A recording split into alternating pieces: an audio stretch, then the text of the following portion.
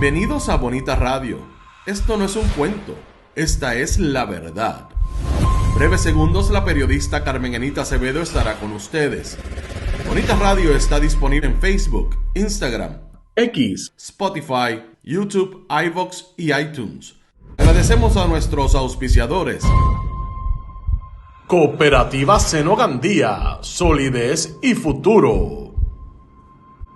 Vegaco, de tu lado siempre.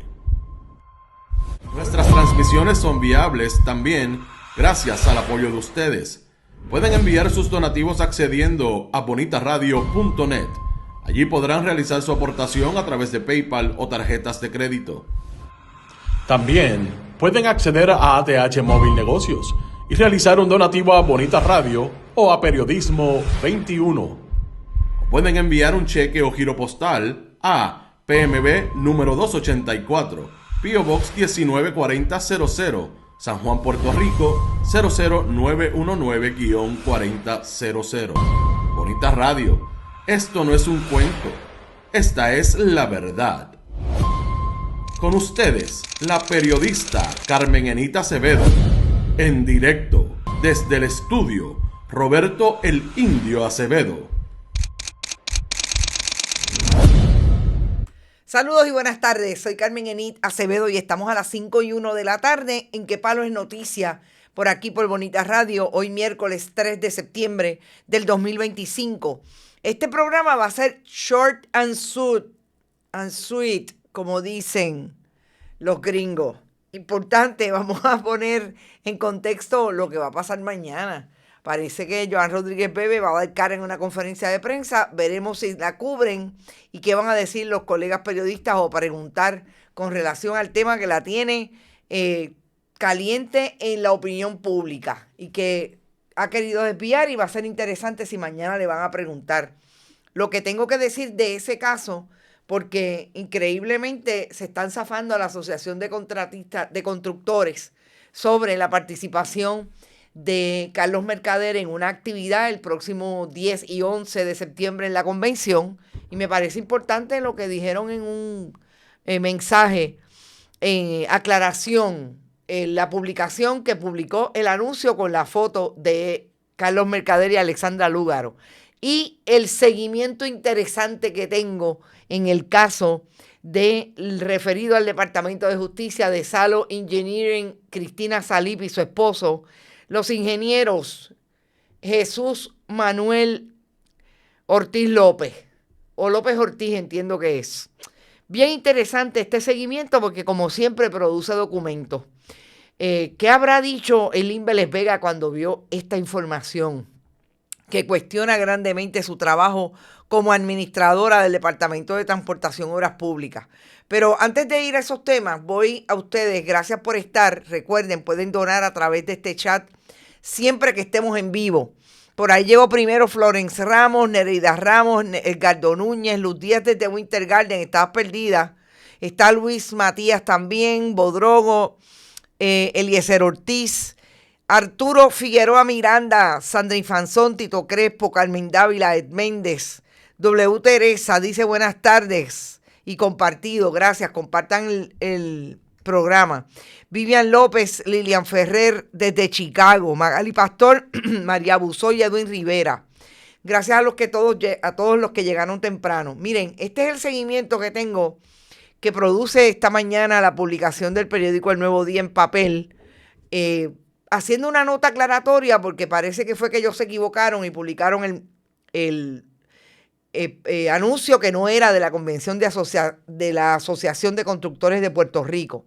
Y esto es importante porque fíjense que nosotros le dimos suficiente tela ayer sobre cómo iba a salir Carlos Mercader después de tener un caso sobre violencia de género que se le imputa contra Joan Rodríguez Bebe. No sale e iba a participar en esa actividad con Alexandra Lúgaro, una asociación de constructores que ahora se aleja de Carlos Mercader, pero yo quiero poner en contexto la buena foto que encontré de cuando Carlos Mercader era el director de PRAFA, la oficina de Puerto Rico en Washington, y nada más y nada menos estaba en Washington, en el Hotel Sofitel, con la Asociación de Constructores de Puerto Rico. Ahora no vengan a decir que ustedes no conocen a Carlos Mercader, porque él está en desgracia, porque aparentemente está señalado, no, aparentemente no, está señalado como un agresor doméstico.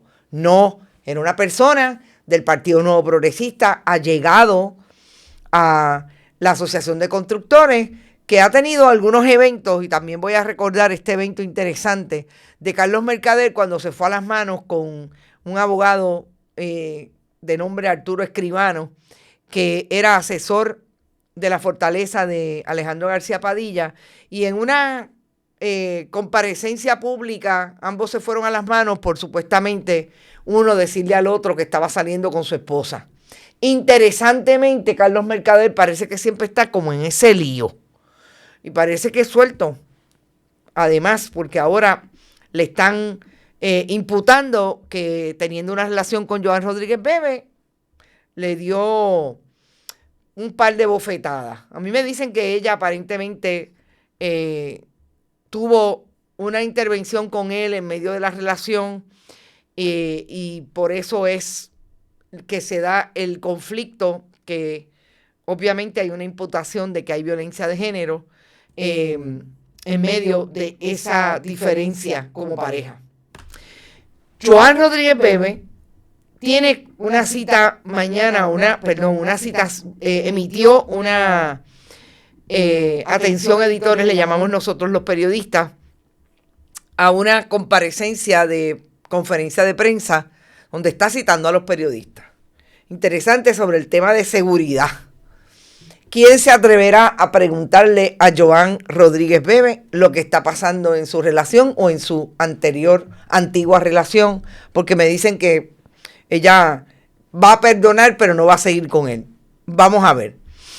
Interesante porque ninguno de los dos ha dado cara.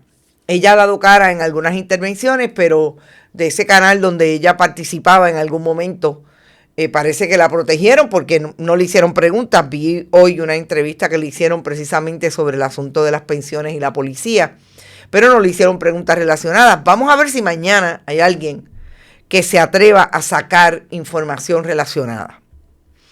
Nosotros esta mañana, mejor dicho ayer, hablábamos de lo que está pasando en la Oficina de Ética Gubernamental cuando la inspectora general Ibeliz Rivera emitió un informe la semana pasada identificando a una ex empleada, ella la identifica como Chief of Staff del Departamento de Transportación y Obras Públicas de Eileen Vélez Vega.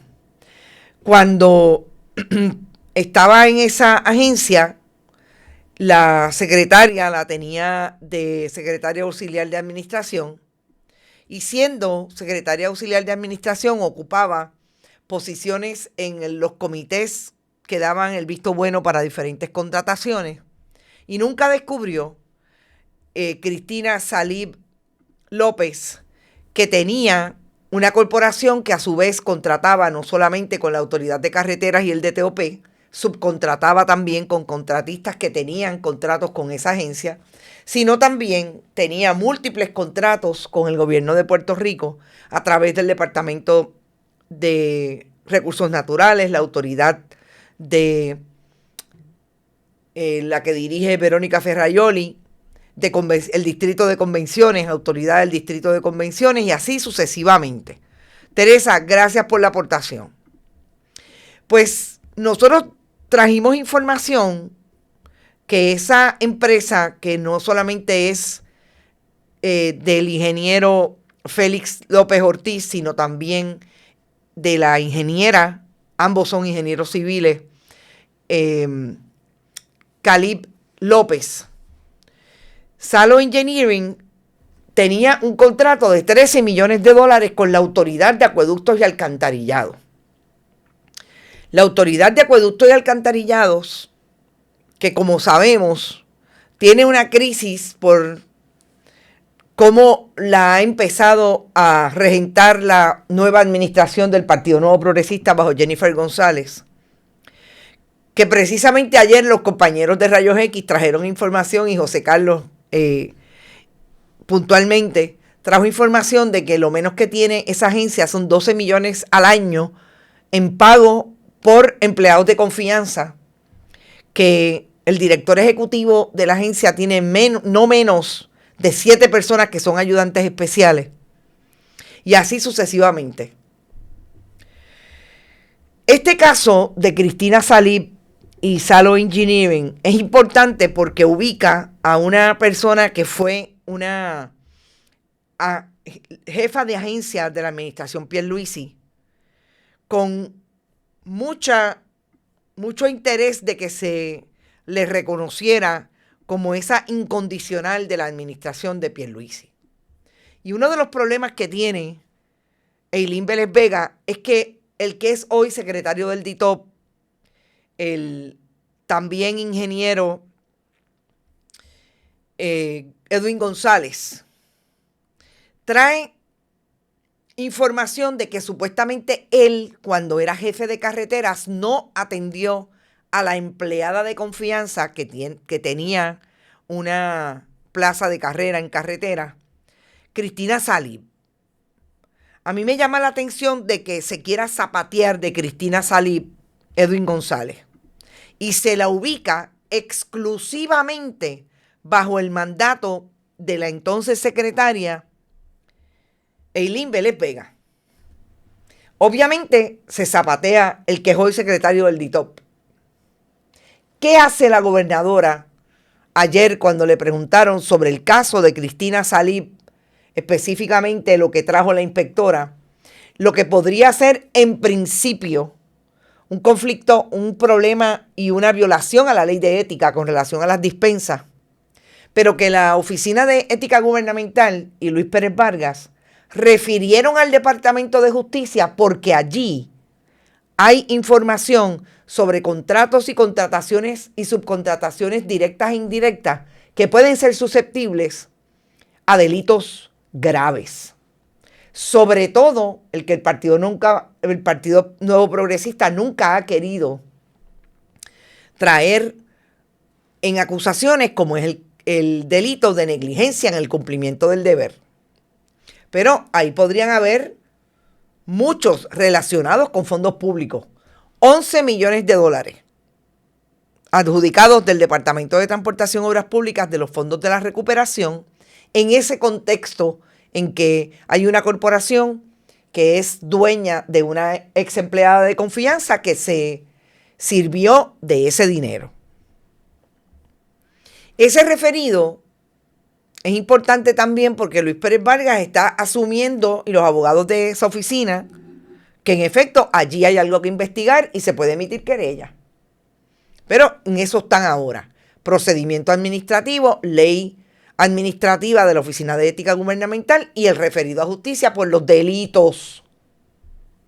¿Qué nosotros descubrimos en el manejo de la búsqueda de documentos que tiene que ver con el contrato de la Autoridad de Acueductos y Alcantarillado? Y a mí me parece importante este contrato, no solamente por lo que digo de la actualidad de la autoridad, sino porque esa agencia tuvo a una persona como Doriel Crespo Pagán, que la coach era una persona que supuestamente todo el mundo la ubica como una persona con conocimiento de la autoridad, pero que tuvo una investigación que nosotros manejamos aquí, precisamente de cómo se erogaban los fondos públicos en el contexto de una cantera que se creó y se originó en el área del superacueducto del norte, en ese embalse, y Doriel Pagán Crespo nunca quiso investigar ese asunto. Y es interesante que ahora estemos hablando de 13 millones de dólares inicialmente en ese contrato. Ese contrato fue suscrito por Salo Engineering. Pero ese contrato, yo quiero que ustedes sepan que fue enmendado porque supuestamente este contrato tenía un trabajo que hacerse y finalmente tuvo una identificación de una actividad mayor y se tuvo que enmendar para nada más y nada menos que Salo Engineering del matrimonio Salib López o López Salib, precisamente se llevaran 11 millones de dólares adicionales, 11.9, casi 12 millones de dólares, en lo que convertiría entonces la suma total de ese contrato en la supercifra de 26 millones de dólares. 26 millones de dólares que, vuelvo y repito, esta persona se sentaba en el caso del DTOP a recibir propuestas para darle contratos a contratistas, ingenieros y corporaciones de ingenieros en esa agencia. Pero era una persona con vara alta en el gobierno de Puerto Rico, con contactos como La Fortaleza, etcétera. Nunca descubrió que tenía una corporación que hacía negocios con el gobierno de Puerto Rico.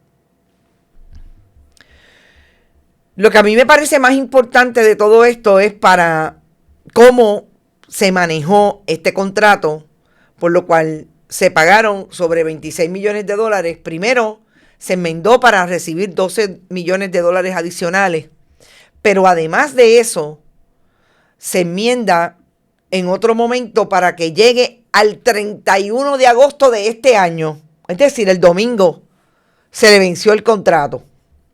Es importante decir, importantísimo, que según la inspectora nos contestó a nosotros, Cristina Salib López salió del Departamento de Transportación y Obras Públicas en el 2023, pero no fue hasta el 2024 que se investigaron las alegaciones que se están haciendo y están siendo referidas ahora al Departamento de Justicia y a la Oficina de Ética Gubernamental.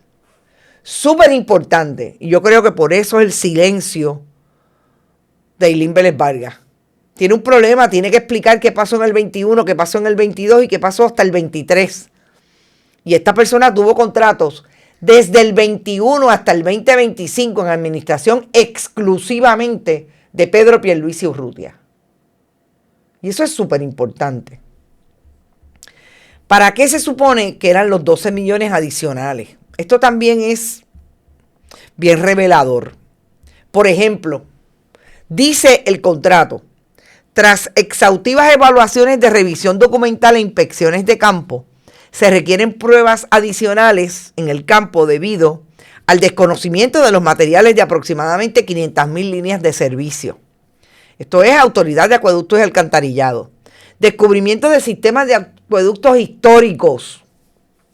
La complejidad de realizar pruebas en áreas históricas predominantemente cubiertas de concreto, lo que incrementa el costo y el esfuerzo de las inspecciones de campo. Para cumplir con los requisitos del Departamento de Salud y la EPA, se realizará un muestreo del 10% de aproximadamente 90,000 líneas de servicio identificadas dentro de los sistemas de acueductos históricos. Se inspeccionarán aproximadamente 9,000 líneas de servicio para validar estadísticamente la presencia de plomo. Es decir, ahí hay que hacer otro tipo de estudio y por eso le aumentaron 12 millones de dólares al contrato. Me llama la atención que aquí no hay en este contrato, no hay una propuesta diciendo quiénes son los profesionales que trabajan este tipo de contrato, etcétera.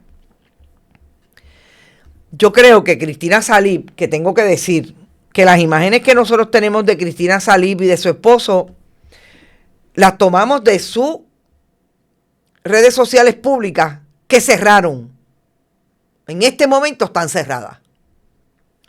Y obviamente yo me imagino que tiene que ver que ayer la Oficina de Ética Gubernamental refirió el caso al Departamento de Justicia, pero sobre todo, ellos la cerraron, pero nosotros a tiempo, como siempre hacemos antes de publicar, las buscamos para que sepamos quién es quién en ese informe. Cuando la Oficina de Ética hace esto, definitivamente yo me imagino que Cristina Salib y el esposo están en este momento tratando de contratar un abogado que los represente en relación a esto.